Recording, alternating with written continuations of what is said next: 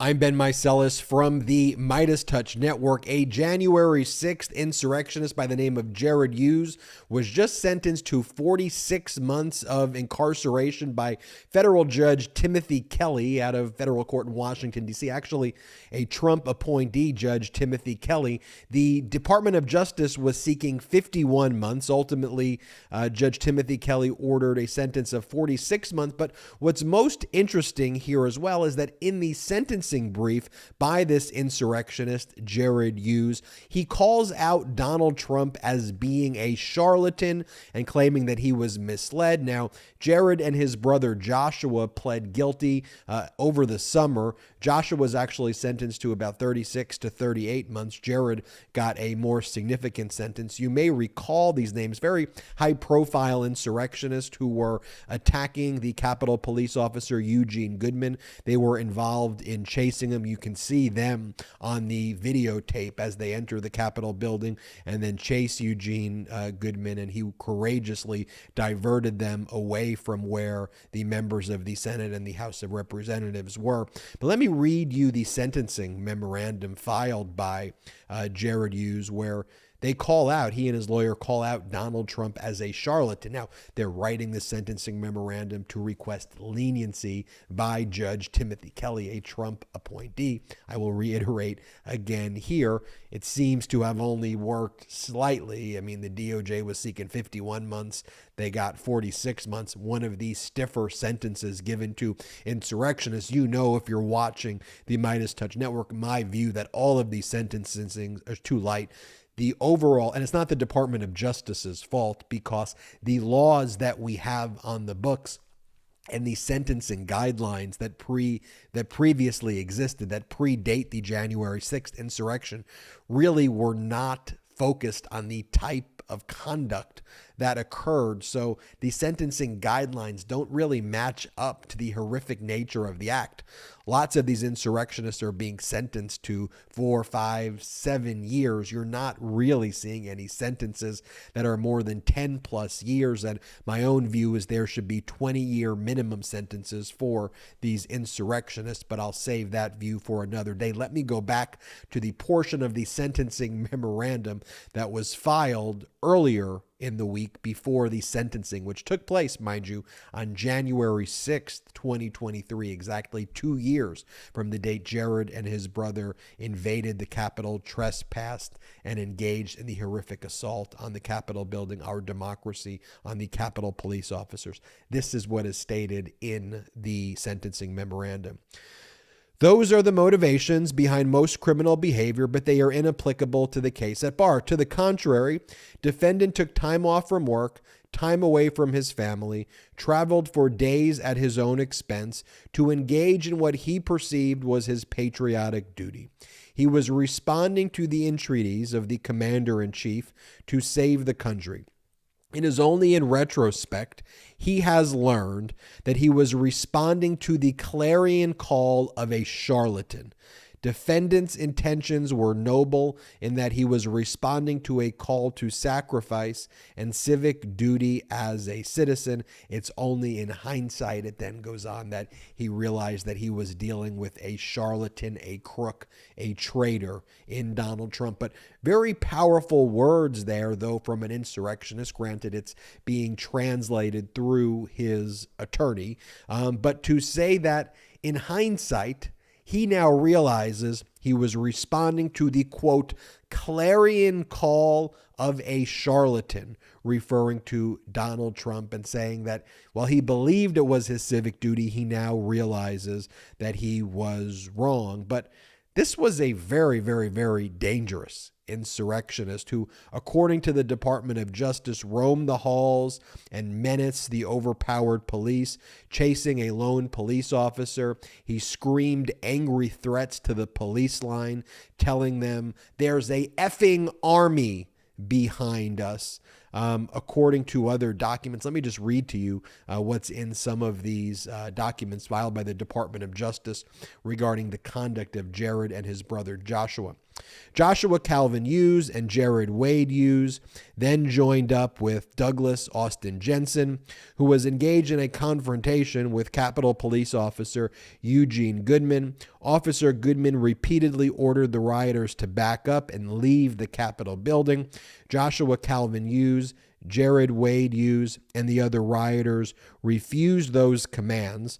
Rather, the rioters kept advancing towards Officer Goodman in a menacing manner, even as Officer Goodman retreated to recover a baton that had been dropped on the floor. The video shows that Douglas Austin Jensen, circled below in green, was the primary aggressor, followed immediately by Joshua Calvin Hughes and Jerod Wade Hughes. We also have documents that say Officer Goodman, who was facing the rioters on his own, retreated up the stairs and radioed twice for backup to direct other officers to the mob's location. Jensen, followed by the mob, chased Officer Goodman up the stairs. As Douglas Austin Jensen pursued Goodman, he was followed by Joshua Calvin Hughes, Jerod Wade Hughes, and other rioters.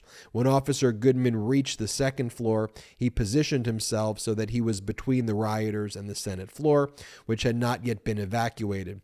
Realizing that he cannot prevent the mob from storming the Senate floor by himself, Officer Goodman baited the rioters into continuing to follow him, luring them away from the Senate floor and into an adjacent hallway. Several additional Capitol Police officers joined Officer Goodman in that hallway and attempted to quell the mob. Officers reported that they were too far outnumbered to attempt to arrest the rioters, so instead they used their training to try and de-escalate the situation by talking with individuals in an attempt to calm them down. Notwithstanding these efforts, officers were met with shouting and aggression. In reviewing a digital video recording of the alteration, rioters can be heard shouting, quote, "This is our house, this is our America, and we're here for the corrupt government." Here's another photo of Jerod Hughes right here. Jerod Hughes from Montana, and then the official minute entry from the proceeding before Judge Timothy Kelly, sentencing Jerod Hughes to 46 months of incarceration, followed by 36 months of supervised release with conditions, a $100 special assessment and restitution in the amount of $2,000. Then it says all the remaining counts are dismissed based on oral motion of the government, and that's because here Jerod Hughes took a plea agreement rather than go to trial. And that's why he probably received some leniency, even though the sentencing guidelines had it at, right around 51 and slightly less, getting, the 46 to 48 months that he received. Had he went to trial, that probably could have looked more like 8 to 10 years if he was convicted on all of the counts, rather than just the felony count that he pled guilty to.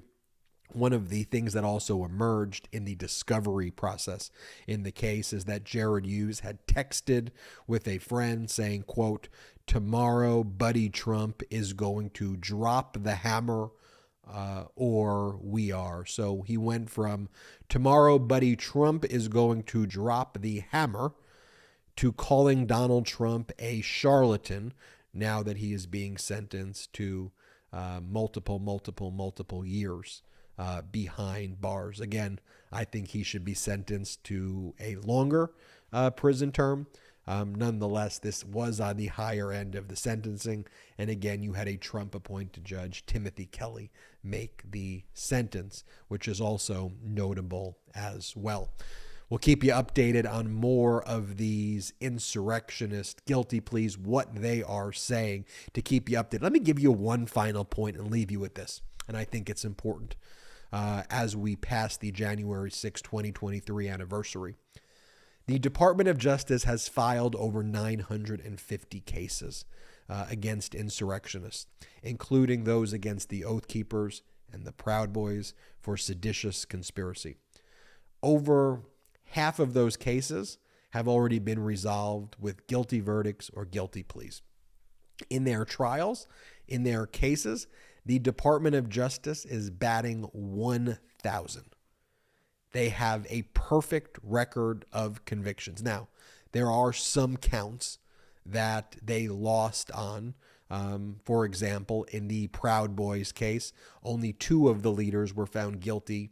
In the Oath Keepers case, I apologize for that. In the Oath Keepers case, 2 of the leaders were found guilty of seditious conspiracy.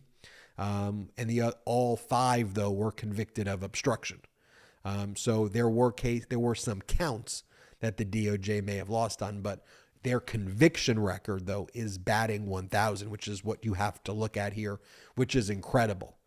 And you want to compare that to, for example, the Durham kind of contrived, phony Trump stuff that they tried to trump up, that Bill Barr, 0 for 2, lost both trials.